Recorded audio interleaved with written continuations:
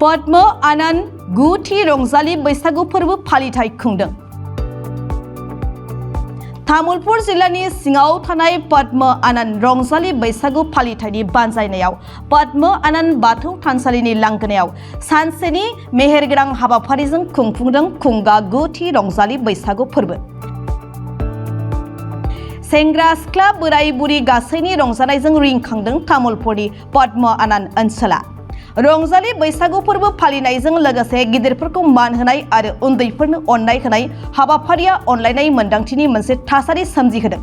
रंजालि बैसागु फोरबोखौ ओंथिगोनां खालामदों खाम सिफुं सेरजा थरखा दामनायाव गोमखांनाय रिंगु दामसाया बयखौबो मुहिहोदों आरो सुखु दुखुनि दान्दिसे सम बावगारहोदों।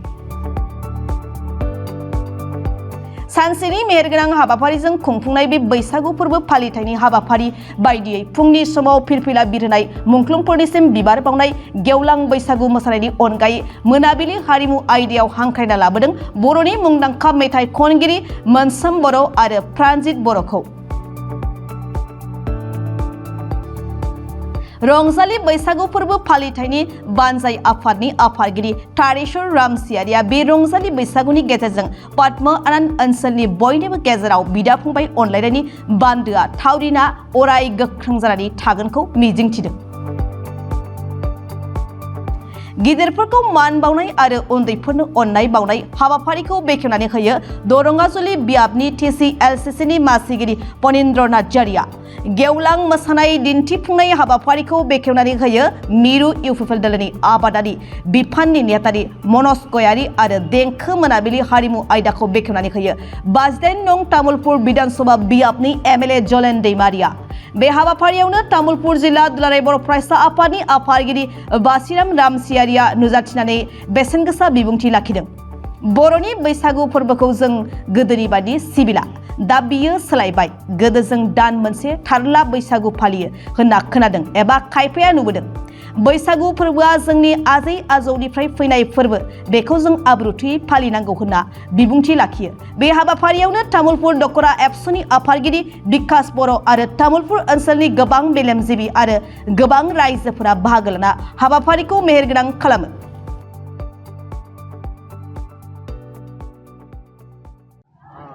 नोंथांमोननि बे चेनेलखौ आङो साबायखर बावो। जोङो देग्लायल' नङा, जोङो देग्लायहाय गुथि रंजालि बैसागो फोरबो खुंनो थाखाय आखायाव लादों आरो बे रंजालि बैसागो फोरबो खुंनायाव जोङो माखासे जेंना जेंसिनि गेजेरजोंबो जोङो दिनै बे रंजालि बैसागो फोरबोखौ गाजा गोमजायै खुंनो थाखाय आखायाव लादों आरो बेवहाय जोंहा माबाफोर गोरोन्थिबो थालांनो हागौ। बेनि थाखाय जोङो गासै रंजालि बैसागो आफादनि आफादगिरि जानानै आङो निमाहा बिनो थाङो। मा हाबाफारि लानानै जोङोथ' बे हाबाफारिखौ जोङो फुंनिफ्राय जागायजेननानै जोङो गाहाय दरखं बेखेवबाय, लोगोसे दंफां गायनाय हाबाफारि, लोगोसे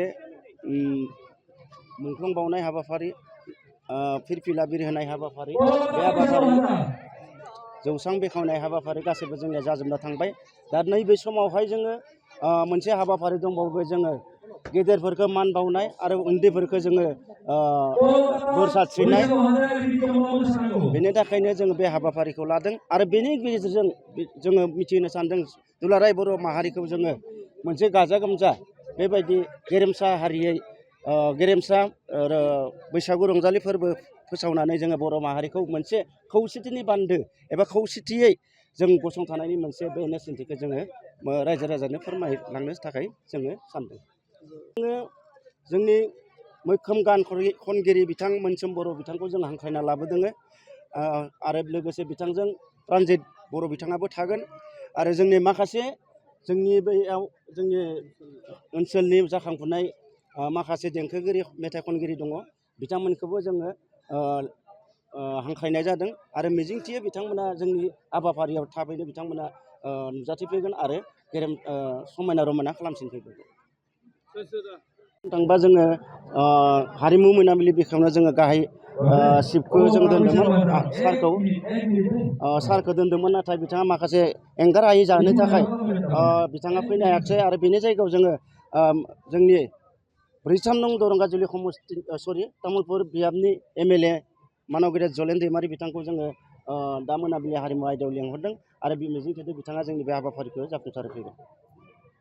बे रंजालि बैसागोनि गेजेरजों जों बेखौनो फोरमायनो सानो जों गोबां सम जोंनि बे ओनसोलाव मोनसे मोसानाय एबा कालचार स्टेज गैयामोन। बेनिखायनो जोङो गासैबो बे हालामनि रायजो राजाया जिखिनि सानदोंमोन बिथां दिनैनि देग्लायनि सरकार BTR सरकारखौ नारसिनबाय थानायनि गेजेरजों जोङो मोनसे गिदिर बे मोसानाय मोनसे अपेन स्टेज मोनदों आरो बेखौ जोंनि ओनसोलनिनो फरायसा बिथांमोना बेवहाय थोजासे खस्थ' खालामदों आरो बेखौ मोननानै जोंनि बे ओनसोलनि रायजो राजाफोरा जथेस्थ' गोजोननाय मोनदों आरो BTRनि चिफखौ जोबोद बाख्नायनाय बावदों हामलायनाय बावदों आरो जोंबो रायजो राजानि जानानै बिथांखौ थोजासे हामलायनाय बावहरनाय थाबाय। गोजोन्थों।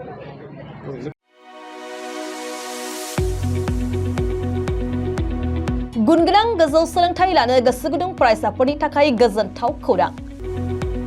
क'क्राझारनि बड'लेण्ड स्टार एकाडेमियाव फरायसाफोरनि मुं थिसननाया सोलिगासिनो। 2025-26 सोलोंथाइ बोसोरनि थाखाय 6 थाखोनिफ्राय 9 थाखोसिम आरो HS फार्स्ट इयार आरो HS सेकेन्ड इयार थाखोआव फरायसाफोरनि गोदानै मुं थिसननाया सोलिगासिनो।